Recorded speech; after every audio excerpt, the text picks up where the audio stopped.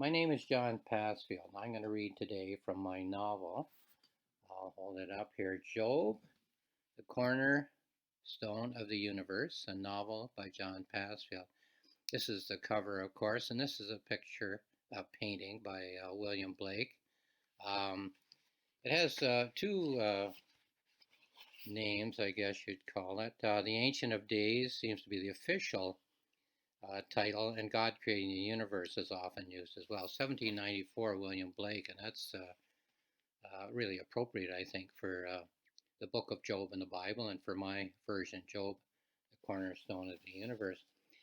I'm going to call this video Job's Worst Nightmare, and I'll explain a little bit more about that in a moment. First of all, though, let me read the general summary, which I put on the back cover, general summary of this novel. Racked by fever, tormented by boils, devastated by the loss of his entire family, the wretched Job cries out to the heavens. Why has his God forsaken him? Why do such things happen here on earth? Why is the universe so flawed? Why are human beings subjected to such agonizing torments? He shakes his fist at the sky and demands a personal audience. His agony has given him the questions. He insists on hearing the answers from the mouth of God. Well, that's the summary of the entire novel. I'm going to focus just on one aspect of the novel. So I'm calling this particular video, as I said, Job's Worst Nightmare. The way I structured the novel, uh, the outer action, the story of the novel, is Job on the ash heap. And during that time, of course, four friends come to visit him, called Job's comforters in common parlance, but that's not a biblical term. And so the story, the outer story, is Job on the ash heap. Four friends come, they discuss the issues, and then the four friends leave. And I set it up, though, in 16 chapters, and I decided that every second chapter would be Job on the ash heap talking with the four friends. But in alternating chapters, which would be 2, 4, 6, 8, and so on, Job would experience a nightmare. And I took clues from the book of Job and built those up into full chapter nightmares, the outer action of each chapter. And this is the worst nightmare, which I'll mention again in a minute. The structure of the chapters, well, we have many levels of thought in our minds. The most conscious for Job, of course, is here I am, Job, on the ash heap. Here I am talking alternately to one or other of the four so-called comforters, the four visitors, about the issues of what has happened to me. I've lost my 10 children. But within that, there are various levels of thought as well. And so from the most conscious to the most subconscious thought, and I call this deepening imagery. So the chapters are built of an outer frame of action, conscious action, and inner segments of deepening imagery. Now, there's a nightmare every second chapter, and I'm calling this the worst nightmare simply because when you and I are asleep and we wake up, we realize we've had a nightmare. We sometimes are relieved. Oh, it's just a nightmare. It seems so real, tremendous anxiety, and we realize, well, this may be kind of an imaging of my fears, of some of my anxieties, but it's exaggerated. And so, the agony that I was feeling while the nightmare was happening can now dissipate, and I don't have to feel so bad. My life isn't as bad as the nightmare made it seem. But the interesting thing about Job is, in his daily life, the actuality is he's lost his 10 children. And when he falls asleep on the ash heap and dreams, the worst nightmare he could possibly have is that he has lost his 10 children. And so when he wakes up and realizes it's a nightmare, he can't say to himself, as you and I might, well, it's not real. Some of this anxiety can dissipate now. He realizes it is real. The life is the worst nightmare. The worst nightmare is the life. So what I'm going to do then is read only from one chapter, chapter 10. And I'm only going to read the nightmare segments. I'm going to leave out. So this is chapter 10. If you have a copy of the book, it's on page 73. Picking out only the action segments, which I call them, but of course action being a nightmare. He's actively dreaming of the worst thing that could possibly happen. My sons and daughters are at their feasts. I see them talking and laughing. They are seated in a circle. Matan, our firstborn son, Jemima, our first daughter, Eber, our second son, Epher, our third son, Bazak, our fourth son, Kezia, our second daughter, Evren, our fifth son, Avram, our sixth son, Noach, our seventh son, and Karen, our youngest daughter. They were in the courtyard of a house. It is Matan's house. Our eldest, Matan, is speaking, our firstborn son. Let me tell you of the time when I dumped a load of father's grain on the granary floor. The sun is shining, the sky is clear, a perfect day. Our children's children sit on the ground and on their parents' knees. Our children chuckle at the stories as they sip their wine. Then we move over on page 74 to the second installment of this dream, which becomes a nightmare. My son and daughters are at their feast. There is roast meat on the spit, and there's a table with an abundance of the finest food. There is talk and there is laughter. They are seated in a circle as they tell their stories. Jemima, our second child, is speaking, our first daughter. Let me tell you of a time when I questioned father closely. It was a time when I was quite young. Matan had teased me by saying that he would go out on the caravans. As she speaks, she adjusts her hood, which is blown across her face. A slight breeze is blowing towards the house from the wilderness. Noach helps her to adjust her hood, and she continues to speak. Well, okay, then we move on, skipping a lot of deepening imagery in Job's mind at various levels to page 75, and the third installment of the dream, which becomes a nightmare. My sons and daughters are at their feast. They all sit in a circle. The servants replenish their wine as they sit and talk. Our children's children sit and listen at their parents' feet. The breeze has become a wind, but the sun is still bright. Eber, our third child, is speaking, our second son.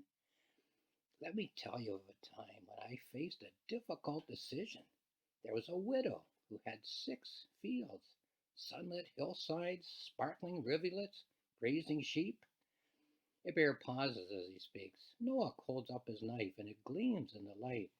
Let us continue, he says to Eber. We can have no doubt that the day will continue to please. And then we move on to page 76 for the next installment of this dream nightmare, again living out many deepening thoughts, many deepening images. My sons and daughters are at their feast. The day is losing its brightness. Clouds are gathering over their heads. Epher, our fourth child, is speaking, our third son. Let me tell you of a time when Father and I were in a caravan and a sandstorm blew up from out of the desert. Father asked me if I would feel safe if I rode alone. Affair pauses and looks at the sky. A servant fills Affair's cup. The others hold out their cups. They are topped up one by one. Affair turns toward Noach. You think it would be better if we moved inside? And then on page 76, the same page, but further down, to the next installment of the dream, becoming a nightmare. My sons and daughters are at their feast. The sky is dull. The faces grow dim. It is harder to see. But Zach, our fifth child, is speaking, our fourth son. Let me tell you of a time when I spoke to Father. I had heard stories of a land wherein all was prosperous. The river overflowed in the spring and replenished the soil. It was a land where all things were possible, and they had no droughts or monsoons. And I wondered whether I should just get up and go there. Noah holds up his knife, and it gleams quite dully. There's very little shine in it at all. Noah frowns as Bazak's story rattles on. And then we move on further to page 78 and the next installment of the Dream-Nightmare. My sons and daughters are at their feast. The sky is darkening rapidly. The children nestle into their mother's robes. The servants are placing stones on the table to hold the tablecloth down. Kezia, our sixth child, is speaking, our second daughter. Let me tell you of the time when I had two suitors, of the time when I spoke to Father beside the well. She's barely started when the wind begins to howl. Plates and cups blow off the table. Noah holds up his knife. The sky is darkening, he says. See, there's not a gleam in the knife. There are many more stories to tell. Forgive me for interrupting, Kezia, but you can continue your story of the suitors inside the house. Evren, Avram, and Karen will surely have stories to tell. Let us quickly hustle inside. When it is my turn, I shall tell the story of Father and my knife. And then on to page 79 for still another installment of the Dream-Nightmare. My sons and daughters are at their feast. They are muffling up in their robes and moving towards their brother's house. Noah is holding the door open and waving them inside. The men are helping the servants to gather up the wine bottles and the glasses and whatever food they can carry, and they smile as they hustle into their brother's house. The girls are chuckling as they wrestle with their hair and their hoods. They shoo their children in before them like a gaggle of giggling geese. I try to follow them in, but I cannot move. His youngest one is clutching Noah's hand. Noah scoops the little one up in his arms and glances up at the sky, and then ducks inside. Matan pulls the door shut, and one by one many hands reach out, and the shutters are pulled around on their hinges and secured. Why can't I not call out to them? Why can I not go with them inside? All of my children and my children's children have gone into the house. And then over on page 80, the final segment of this dream, which has now become a nightmare. My sons and daughters are at their feast. They are inside my son's house. A great wind is coming from the wilderness. It is shaking the four corners of the house. The sky is so dark it is black. The shutter is torn loose and bangs in the gale. A hand reaches out and pulls it shut. Matan, is that you? Noah, can you hear me? They will fasten the shutters from the inside. They will put a big bar on the door. The house is shaking. The roof will fall in. All of my children are inside. Matan, Jemima, Heber, Epher, Bazak, Kezia, Evron, Avram, Noach, Karen. Why can I not pummel on the door and save your lives? Well, I think it's the nature of dreams that often they seem so real in nightmares. But oftentimes, sometimes there's just something in that dream, that nightmare, that just doesn't seem to be right. And so he believes that he's there watching his children, but normally he could speak to them. He could go to them. He could say, don't go in the house. That's the worst thing you can do. I know what's going to happen. But in this case, he cannot move. He cannot speak. Yet he knows what's going to happen. So that's chapter 10 of all the dream nightmares that I wrote for Job, taking clues within the book of Job in the Bible. That's the worst possible nightmare because the nightmare is the life of the daytime, and the life of the daytime supplies the story of the nightmare. In a minute, I'll draw a conclusion to this video. Now, in conclusion to this video of the dream nightmare, I'd like to read a few passages from my planning notebook. Now, if you go to my website, johnpassfield.ca, all one word, johnpassfield.ca, and click on notebooks and then go down to the Job icon, you'll have a whole book free, which I wrote while I was planning and writing this novel. If you go to the same website, johnpassfield.ca, and go to the top and click on journals, and then go down to the icon, you'll get a whole journal, which I wrote while I was polishing the novel. So here are two passages from an early stage in the planning and writing from my notebook. A novel on the Job story. I don't have a structure for it yet. Drop the prologue and the epilogue, alternating points of view, Job and comforters. As I think I mentioned, comforters isn't a word in the Bible, so visitors, but comforters is a common word, alternating. So I did use that as a structure. Job speaks in one chapter, one of the comforters replies in another chapter.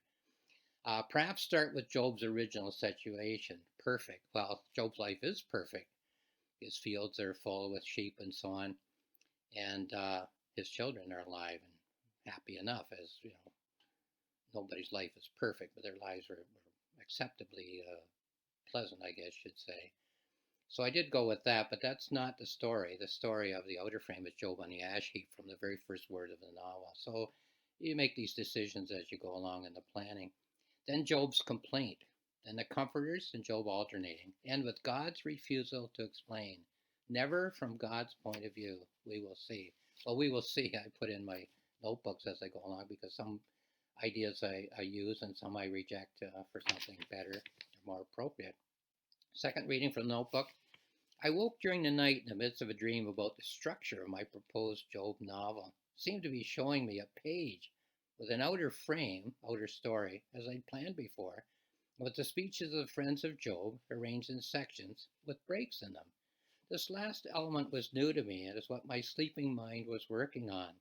The structure is obvious. It reminds me of the structure of my novel Raskolnikov, Murder with an Axe. Well, that's a novel that I wrote earlier in my writing career, and it's based on Dostoevsky's Crime and Punishment. But there, I took the story of the killing of the old pawnbroker and I spread it out. And in between, I wrote the deepening imagery that's in Raskolnikov's mind. So the same idea occurred to me with Job, and the idea that I needed to dream that is kind of odd because that's how I write all my novels. An outer frame of action in every chapter, but the action spread apart, and the deepening imagery uh, inside those segments that are between the action segments. So some websites then. The book is on Amazon once again. Oops. Here's the title, Job, The Cornerstone of the Universe, a novel by John Passfield. It's for sale on Amazon if you care to have a look. It's also for sale on my publisher's website, rocksmillspress.com, rocksmillspress.com, and there's more information there. Also, as I mentioned, if you go to my website, johnpassfield.ca, two books, two free books, two book-length books, the notebook and the journal. And so that's this particular video of Job, the worst possible nightmare. So lastly, I'll just say thank you for watching this video.